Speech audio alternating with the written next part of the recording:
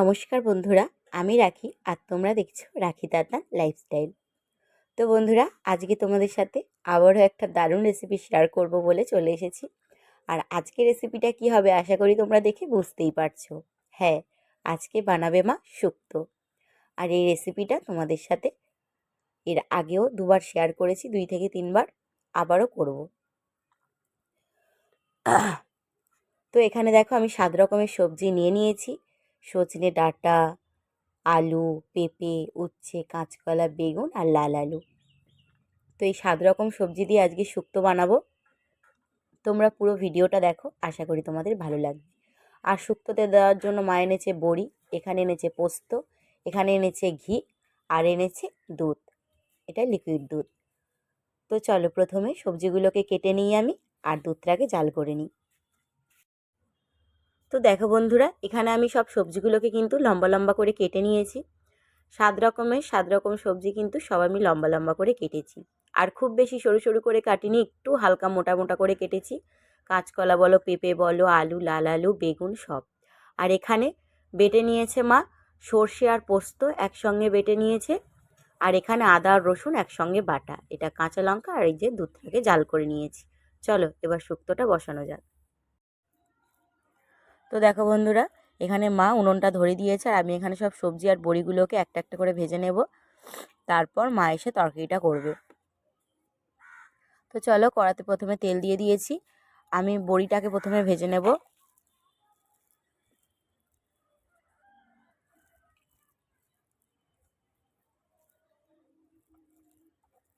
বড়িটাকে লাল লাল করে ভেজে নিই চলো। তো দেখলে বড়িটাকে লাল লাল করে ভেজে নিয়েছি। এরপর যেটাকে ভাজতে হবে সেটা হচ্ছে উচ্ছে। আর সবজিগুলো ভাজার সময় কিন্তু একদম অল্প অল্প করে লবণ দিয়ে দিয়ে ভাজবো। আর তোমরা তো জানো শুক্তো মানে কিন্তু হলুদ দেওয়া হয় না শুক্তোতে, অনেকে দেয়, আমরাও দিই মাঝে মাঝে, কিন্তু প্রায় সময় আমরা শুক্তো সাদাই খাই, শুক্তোতে হলুদ দিই না। তো উচ্ছেগুলোও লাল লাল করে ভেজে নিয়েছি। এবার বেগুনগুলোকে ভেজে নিই চলো। আবার এতেও একটু অল্প লবণ দিয়ে দিলাম। সব সবজিতে কিন্তু একদম অল্প অল্প করে লবণ দেব, যাতে সবজির মধ্যে লবণগুলো থাকে। বেগুনগুলোও ভাজা হয়ে গেছে। এবার দিয়েছি সজনে ডাঁটা। তো এক ফালি বেগুন ছিল, সেটা এখন দিয়ে দিলাম। তো সজনে ডাঁটা ভেজে নেওয়ার পর কিন্তু মা এখানে তরকারিটা বসাতে চলে এসেছে।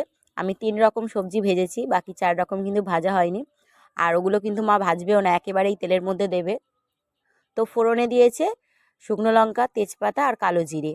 তেলের ভাগটা একটু বেশি করে দিয়েছে, যেহেতু এখন অনেকগুলো সবজি আছে। তো একেবারে এই 4 রকম সবজি মা দিয়ে দিল, আলু, লাল আলু, কাঁচকলা আর পেঁপে। তো তোমরা প্রায় সব ভিডিওতেই আশা করি দেখতে পাও যে আমার মা রান্নার ধরনগুলো একদম অন্য রকমের। শুক্তোর ক্ষেত্রেও তাই। আমার মা শুধু ভিডিওর জন্য না, আমার মা বাড়িতেও বানায় ঠিক এরকমভাবে। আর সত্যি কথা বলতে দারুণ খেতে হয়। তোমরাও একবার এইভাবে অবশ্যই বাড়িতে বানিয়ে খেয়ে দেখো। সব সবজি তো আমরা এক এক করে আলাদা করে ভেজে নিই, আমিও যখন করি সব সবজি ভেজে দিই। কিন্তু মা বলে না, সব সবজি ভাজতে হবে না, যেগুলো ভাজার সেগুলো ভাজবি। আর এইগুলো কিন্তু অতটাও লাল লাল করে কেউ ভাজে না। উচ্ছে, বেগুন এগুলো ঠিক আছে। এগুলো মা একবারেই দিয়ে দিয়েছে লবণ পরিমাণ মতন। এবার দিয়ে দিয়েছে 3টে চেরা কাঁচা লঙ্কা।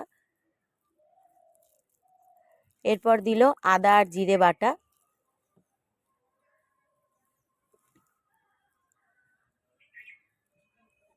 সব সবজিগুলো ভাজা ভাজাও হয়ে যাবে আর মশলাটাও কষানো হয়ে যাবে।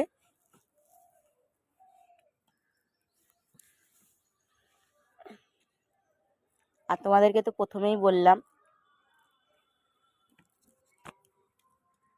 যে শুক্তোতে কিন্তু হলুদ একদমই দেওয়া হবে না। এরপর মা পরিমাণ মতো জল দিয়ে দিয়েছে। আর শুক্তোটা কিন্তু একটু ঝোলঝোল থাকলে হালকা ভালোই লাগে খেতে। তো চলো এখন ঢাকা দেওয়া যাক, সবজিগুলো সেদ্ধ হোক। চলো এবার ঢাকাটা খুলে দেখা যাক। তো সবজিগুলো কিন্তু এখনও সেদ্ধ হয়নি, বাকি আছে। ঝোলটা তো ফুটে উঠেছে। এই সময় কিন্তু বাকি সবজি আর ভেজে রাখা বড়িটাও দিয়ে দিতে হবে, নাহলে বড়িগুলো কিন্তু শক্ত থেকে যাবে, নরম হবে না। সব সবজি আর বড়িগুলো একসঙ্গে মা ভালো করে মিশিয়ে নিল। আর বড়িগুলো একটু জলের দিকে মানে নিচের দিকে দিয়ে দিতে হবে, যাতে গলে যায় তাড়াতাড়ি। এই ফুটে উঠেছে যেহেতু, এই সময় এখন দিয়ে দিতে হবে সর্ষে আর পোস্ত, যেটা একসঙ্গে মা বেটে রেখেছিল সেটা। সর্ষে পোস্তটাও সবজির সঙ্গে ভালো করে মিশিয়ে নিল। এরপর মা দিয়ে দিল দুধ, পুরো 250 গ্রাম দুধ দিয়ে দিল।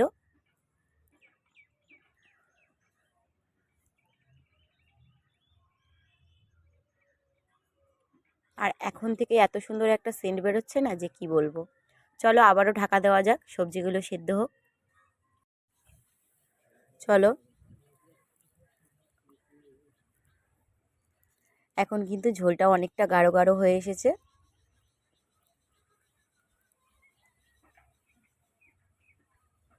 সবজিগুলোও কিন্তু ভালো সেদ্ধ হয়েছে।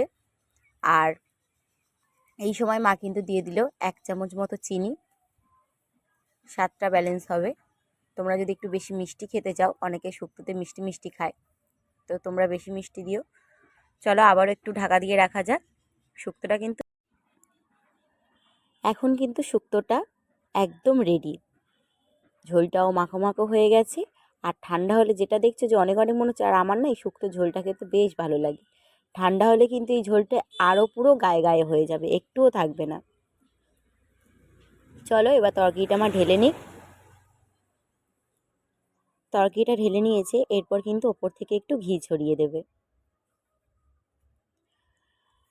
এমনি কিন্তু শুক্তোটার দারুণ একটা গন্ধ বেরিয়েছে, আর তার উপরে ঘিটা দেওয়ার পর তো আরও সুন্দর। তো বন্ধুরা, আজকে এই পুরো রেসিপিটা, শুক্তো রেসিপিটা তোমাদের কেমন লাগলো অবশ্যই কিন্তু কমেন্টে জানিও।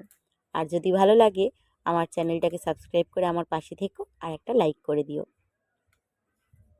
কোনো সবজি কিন্তু ঘেটে চাইনি, তোমরা দেখতেই পাচ্ছ সব সবজি কিন্তু গোটা গোটা আছে, আর বড়িগুলোও কিন্তু গোটা আছে। আর তোমরাও কিন্তু অবশ্যই একবার বাড়িতে এইভাবে বাড়িতে বানিয়ে খেয়ে দেখো। সত্যি বলছি বন্ধুরা, দারুণ খেতে হয়।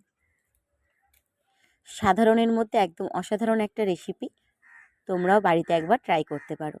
তো চলো বন্ধুরা, টাটা। তোমরা সবাই ভালো থেকো, সুস্থ থেকো, আর অবশ্যই কিন্তু একবার এইভাবে বাড়িতে বানিয়ে খেয়ে দেখো। এরপর কিন্তু আমি ঘরে চলে এসেছি, আর থালায় ভাত বেড়ে নিয়েছি। শুক্তোটাও থালার ওপরে, ভাতের ওপরে নিয়ে নিচ্ছি। আর তোমরা শুক্তোর গামলি দেখে বুঝতেই পারছো যে সবাই কিন্তু খেতে বসে পড়েছে।